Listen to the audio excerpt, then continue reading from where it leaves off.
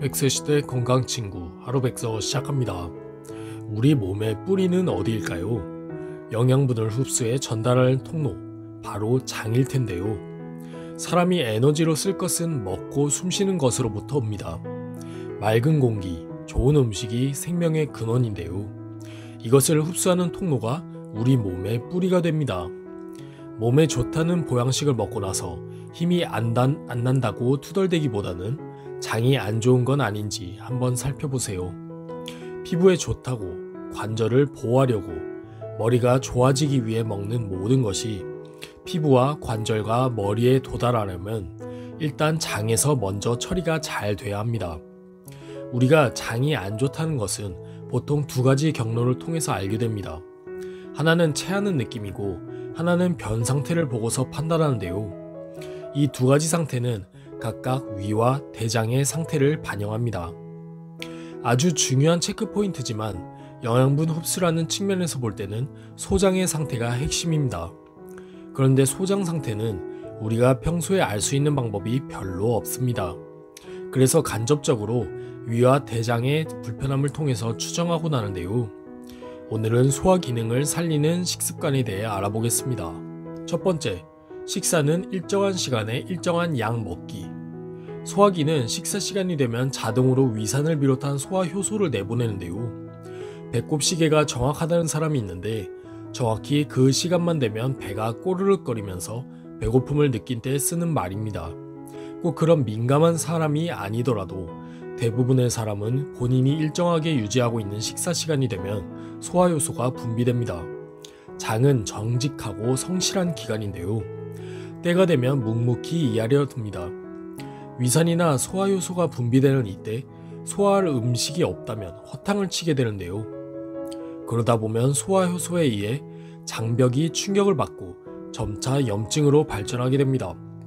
그런 이유로 식사시간이 불규칙한 직업, 시차가 바뀌어서 식사시간을 지킬 수 없는 사람이 만성 소화불량을 호소하는 비율이 높습니다. 양도 가급적 비슷하게 먹는 것이 좋습니다. 두 번째, 식사할 때는 기분 좋게 먹기. 소화기는 감정에 굉장히 예민하게 반응하는데요. 감정은 자율신경에 영향을 미치고 자율신경은 장 기능을 조절하기 때문입니다.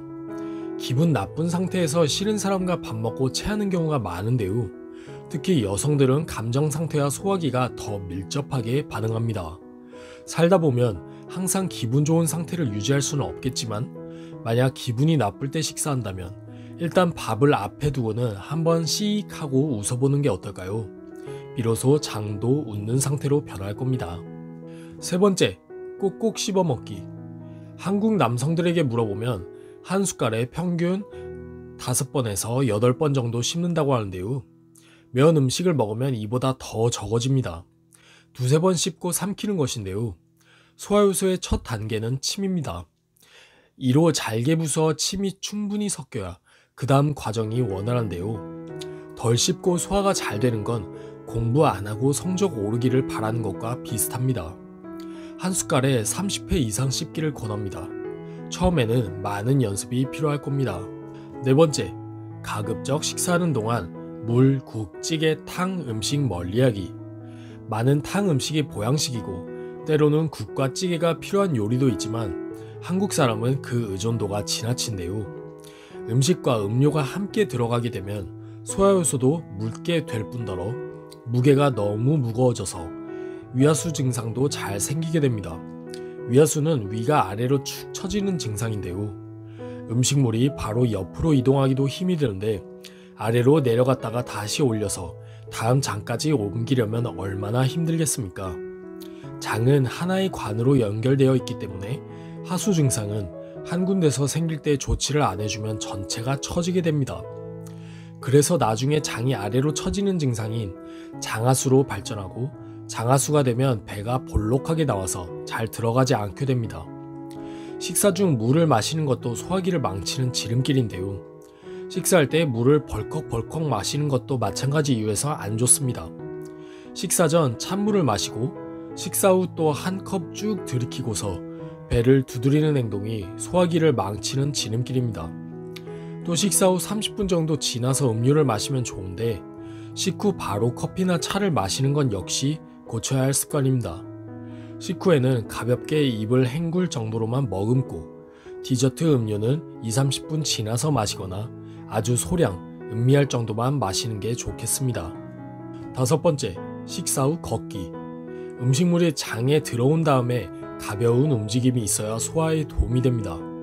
계속 앉아 있거나 심지어 눕게 되면 소화기가 정체되는데요. 저녁 시간 혹은 주말에 집에 있다 보면 밥 먹은 후에 소파에 벌덩 누워 리모컨을 찾는 경우가 있습니다. 식사 후 바로 차를 마시면서 한두 시간 앉아 있게 되어도 마찬가지입니다. 무리한 운동이 아닌 가벼운 산책을 10분 이상 꼭 하기를 권합니다. 무엇을 먹으면 더 좋을까 고민하는 것도 좋지만 어떻게 먹을지를 잘 지켜서 습관화하면 더 좋습니다. 오늘은 소화기 살리는 식습관 5가지에 대해 알아보았습니다. 영상이 도움되셨다면 구독과 좋아요, 알림 설정 부탁드립니다. 오늘도 건강한 하루